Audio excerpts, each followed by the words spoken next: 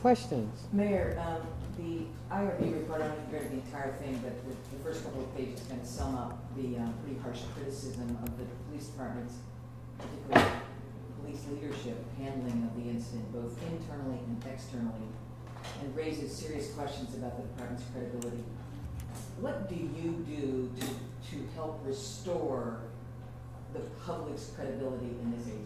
So a couple of things. I think one of the parts of the report also talks about some of the areas that need to be addressed and some of the reforms that need to take place. As you well know, under the consent decree, we are required to reform this police department.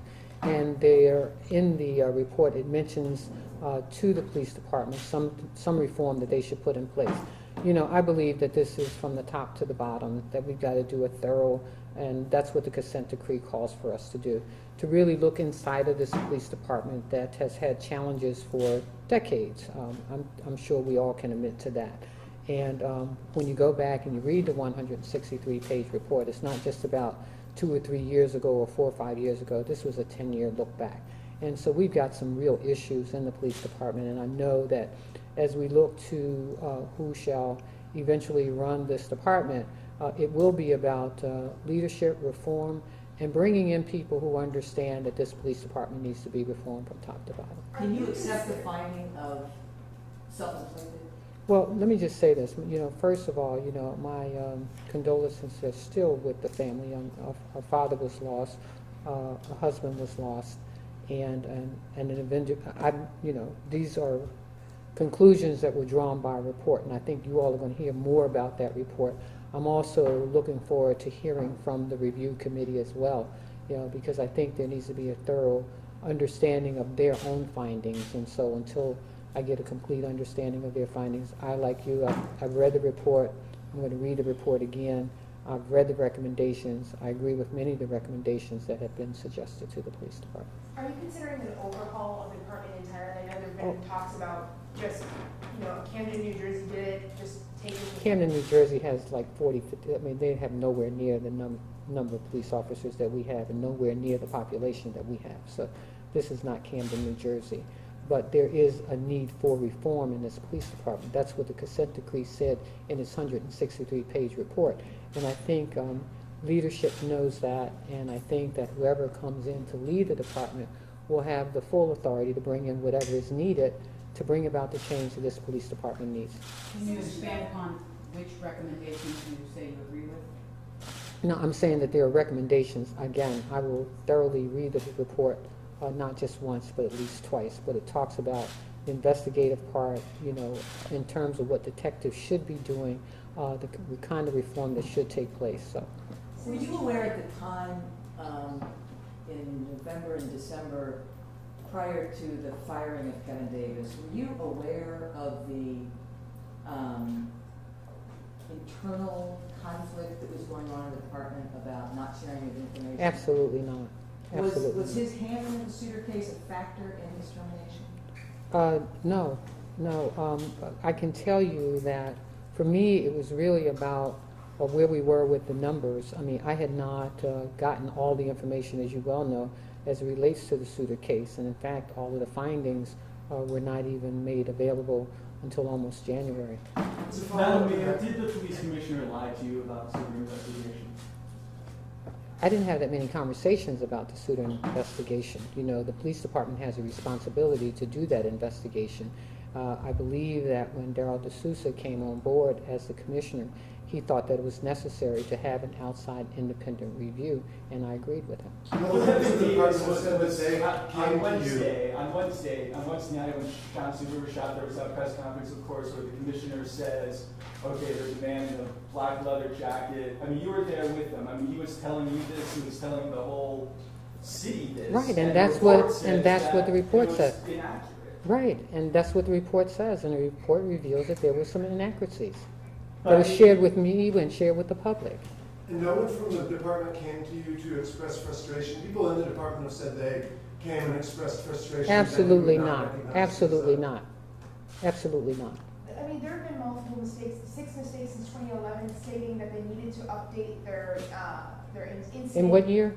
Since 2011, saying there are 6 incidences where the BPD has been told to update their incident command system response response. When there's an issue that comes up, they have a protocol procedure for a response. Are they willing to learn from mistakes? Are you willing to help them learn from their mistakes? Well, let me just say, we are in search of a new police chief, and as I've said before, when a police chief comes in who will run this department, they will have full authority to make all the changes that are needed, to implement the changes that are necessary, and to implement this consent decree that is to bring about reform for this police department. But Mayor, just to put a finer point in that, one of the most damning aspects of the report to me was that they said that we've done these reports before, we've been called in to do an outside review, we've made recommendations, and they don't get followed. We keep calling in outside panels to do reviews, and we make recommendations, and they are not followed. What's the public? How can the public have trust in the agencies fixing itself? Again, that's why we're under a consent decree. You know, the This is police happening under department, consent decree. well, no, this police department is under a full consent decree, and this judge is requiring us to make changes. And until such time those changes are made, we will remain under a consent decree. There are protocols that are going to have to be changed. There are changes that will have to be made and implemented. And, you know, we will follow those changes, and I'm sure the judge will hold us accountable, as will the consent decree itself. And what do you say to the West Baltimore community that is totally skeptical of a self-inflicted finding? Because it, of course, was subject to a lockdown for a number of days, to repeated public messages of this gunman on the loose from that community. What do you say to that community, again, to restore some faith? Well, let me just say this. You know, I'm as disappointed as anybody that, one, the Harlem community was held to this kind of infliction as it relates to how the community was held at bay to be able to get into their homes. I think that not only have I apologized for it, D'Souza apologized for it. And so, you know, again, there are protocols that have to be changed. Again, this police department has to undergo change, and change will take place. We don't want to be under consent decree for the next decade, but we will be under a consent decree until the changes are made that brings about the confidence that this community needs to have in its police department, because the police department is a part of the community, and community engagement is important.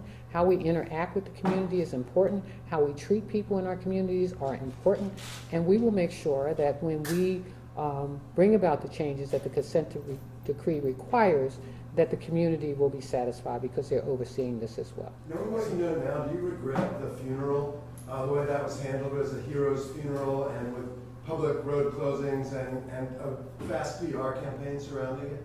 Well, I didn't orchestrate that, so let me just say that, again, these are findings that are still being reviewed and will be shared.